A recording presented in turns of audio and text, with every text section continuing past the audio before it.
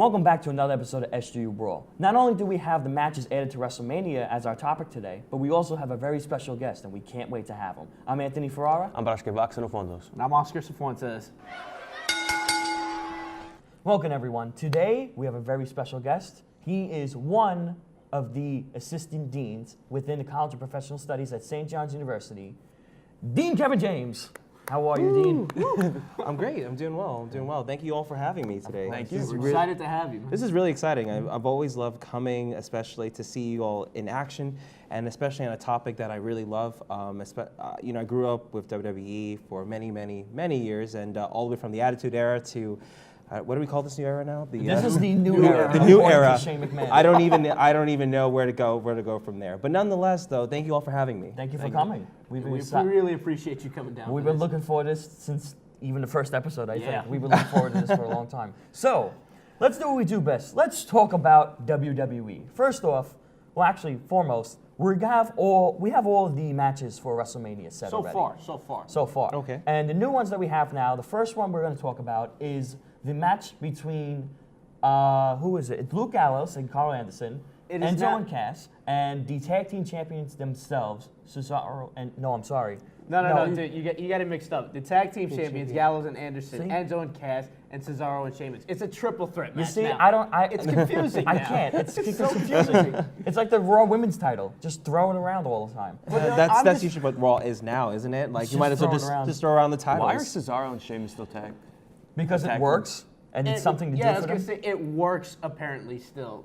It's still Mick Foley's genius idea, I guess. I don't know. I still say Mick Foley's going to be gone the day after WrestleMania. You think it's Mick Foley's genius idea, but it's probably Stephanie's or Vince or, I don't know, even Maybe Michael even Dewey. Hayes, I don't know. Dewey, the writing team. Well, that and I don't really think they have anything that they want to push them towards. I mean, like, they did a lot of work for the longest while to keep them like engaged in some type of tag team. But after a while, it's just you're seeing the same things over and over again. And I think the tag team division, particularly on Raw, has not been as strong as others. But you know what we haven't seen, though? Cesaro and Sheamus fighting each other for a world title. That's something. Well, the problem is you need to get a world title on one of them. We had the opportunity. We missed out on it. So, you know, as far as it goes with Enzo and Cass, I think they have a lot of potential of finally becoming champions. They've had it since they came in. Cass, they have potential. Not to mention they're very popular within the WWE universe. Yeah. So within time, they should be tag team. Yeah, they're the next ones. I mean, it's clear. I think the biggest problem that I see overall is that just the booking of the tag team division has not been great. And I think right now you need to have just better writing, overall to get these characters where they need to be. That's the struggle that the company's been dealing with over the last 10 years. Like, no good writing team. It's like the same stories, the same rivals. Like, change it up a bit. Give you guys an opportunity. But I will say, granted, I think one of the major areas that I think needs a lot of improvement overall has just been the booking of the overall club itself. It just hasn't been pushed hard enough. And I think one of the things that we'll have to keep in mind as we start talking about this more and more is that we're going to see I think we're going to see a lot of great changes coming to the Raw tag team division soon. And I hope so, especially with Carl Anderson and Luke Gallows leading it, especially as tag teams right now. You know, when they came in, it was like, oh my God, the club is here. There's a lot of hype and everything. But with the fact of the matter is that just now that they're tag team champions and their road to getting to the titles have been really weird and just been all crazy, and now they finally have it. It's just weird. The way we're going to it's weird. What I'm probably going to say is going ahead of schedule. But seeing what happened to AJ Styles on SmackDown with the whole Shane McMahon rivalry. Right. Imagine if Shane puts this, if you lose to me at WrestleMania, you have to go to Raw. And then the night after WrestleMania, Finn Balor returns, and AJ and Finn Balor go off to say who's the better, Bullet Club or the Balor Club. I didn't even think of it that way. That's actually really good. You need to be writing. We all should be writing. He needs to join WCPW. I only have 1 year left of college. Give me the money. I'll write it for the WWE. Wow. Yes. All right, so we got that match. Well, now that he mentioned it, we also have Shane McMahon going against AJ Styles. It was basically announced after SmackDown, or before SmackDown went off the air, because Shane McMahon, beat it and bruised after being smashed through a car window, just said, AJ Styles doesn't have an opponent for WrestleMania. He does now. AJ Styles actually is, in a sense, an anti-hero, and he's justified in his sense, because he literally had opportunity after opportunity to run for the title, and it just got taken away from him. Because it's like, okay, I won. No, you're going to fight this one. Okay, we won. No, you're going to fight this one.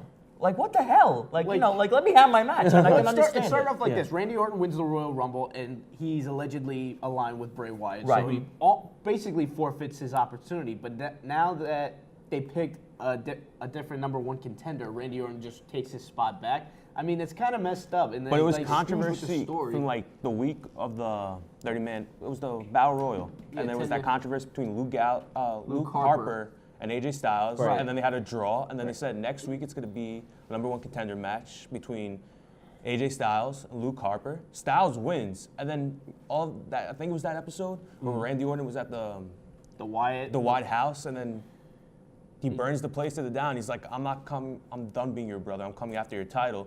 And then Randy Orton versus AJ Styles, Randy Orton wins. And that's what sparks like the big fury in AJ Styles' head. And you can't blame him. I think like that story is actually just something that a lot of people can relate to. You know, you work hard. You're the one that's day in and day out. I mean, you see a lot of wrestlers. They come in, they leave. You know, the John Cena's of our industry now. And not only that, AJ Styles still has a rematch clause. Yes, And everybody forgets that. a clear one. A He clear never one. got Very his clear one. one-on-one rematch. That's what everybody's bugging out about, And especially him.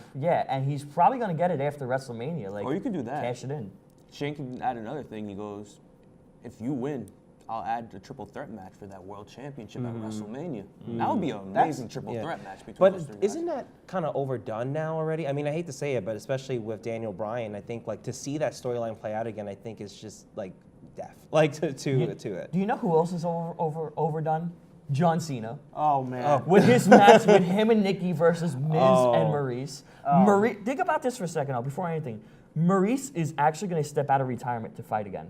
I'm actually excited for that. That's the only thing that's got me excited. I honestly thought she was going to make a comeback after WrestleMania last year when she interfered in the IC title match. Right. So the fact that she's actually making a comeback at WrestleMania, that's pretty good. That's pretty good timing for her. What a better way, Well, honestly. and you know what? I think one of the major things that I see though is that like what I really like about this storyline, it isn't the same thing that we see from John Cena No, it's or The not. Miz or Nikki Bella and Maurice is something critical. You know, so we see that there's a lot of value there, and I think like I was hesitant about the booking. I thought, come on, like why would I want to watch this? Now seeing the promos for it that are being cut, I want to see this match happen. I think Is this it me is or it. just Nikki Bella can't cut a promo?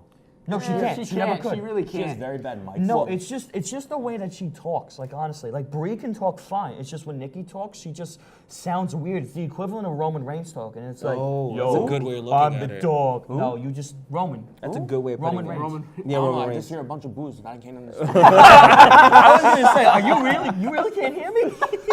But That was Jesus. good. That was good. Oh man, no, that is definitely that is a very different match than we have this year. Miz has been on the ball with his promos. Both and those he's guys actually- are going to be in the Andre the Battle Royal match. I just think it's going to be one of those pre-show matches, and then both are They going to really can't do participate. that with the Andre the Giant Memorial Battle Royal. They That's can't. too. As much too as I early. hate John Cena, like the friendly act, I would like to see him win that Andre the Battle Royal. But for what reason? Like, what would he That's gain true. from that? It's- You know, I feel I like mean, if he's you- a I feel like 16-time if you champ. win the It's Andre, true. if you win the Andre the Giant Memorial Battle Royal, that's something that's going to be an accolade in your career going forward. Like Cena has so many accolades already on Right. his Yeah, resume. but Cesaro What does won it, and what what does happened he in need? the past 2 years ever since he won it? That's Good Cesaro point. though. The- He's so underrated. right? And I think that's all about booking. Like ultimately, like I think you're absolutely right. I think that's a breakout award. To me, that's a breakout sort of Exactly. situation. Baron Because Corbin, like he's yeah, having look a at breakout Baron year. Corbin. Yes. He won it in his debut, and he's Going to go for the IC title. Yeah, he's against going Dean for the Ambrose. And he's gonna probably Champion, win it. probably. Like he's I let's hope be he frank. deserves He needs to. Like, and he needs that. And the final match, speaking of WrestleMania and what people need,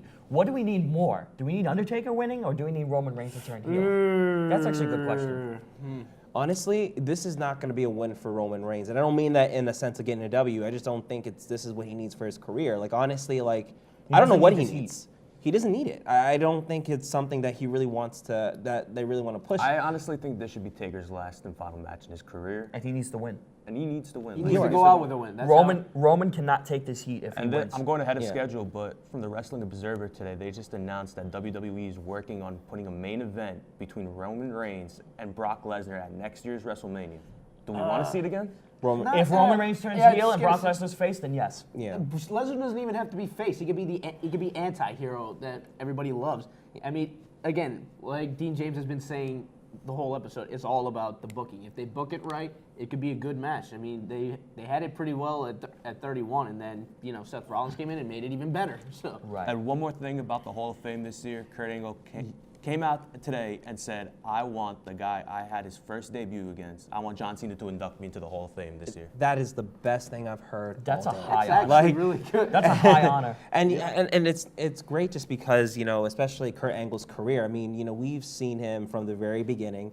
To the fact that you go from where he started to the fact that you suck becoming a part of the culture. When he comes out, you see that, you love him. And the best thing is they're going to do that in his Hall of Fame speech. Yeah. If he came back to be a general manager, what would you rather have him on? SmackDown Live or Raw? Raw needs Raw. it. Raw needs it. Raw needs I think a decent general manager. I think one of the biggest things I recognize is that SmackDown to me has the better quality of the two right now. But Better Raw will ratings. always be the flagship ship, unfortunately. But that's the problem. They should have better storylines. They just Right. don't have it.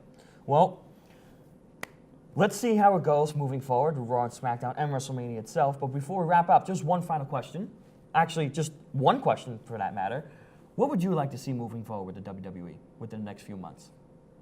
It's a good question. Since we have you now, It's a good question. Honestly, I think what I really need to see, or at least I want to see definitely, is the younger talent that SmackDown's pulling up to really be shown more. And I really wish I saw that on Raw more because I think, Raw just needs it more. One of the other areas that I really wish, I hope we see this is a better booking for Bayley, believe it or not. And more for the Women's Revolution, but I really believe the biggest problem right now with Bayley, I think, is just because the booking has not been great. And she didn't get the same feeling. When she came out in NXT, everyone loved her. But now, what's going on? It just doesn't feel like there's something wrong with the booking right now. Oh, and Sasha Banks, the boss, needs to definitely win it one more time. She's going to turn heel. But I don't care. That's the thing. When you're so over, it doesn't matter, right? Like Dean James for booking. Well, that's it. Well, that's the episode. This has been Dean Kevin James, one of the assistant deans of the College of Professional Studies right here at St. John's University. And this has been SJU Brawl.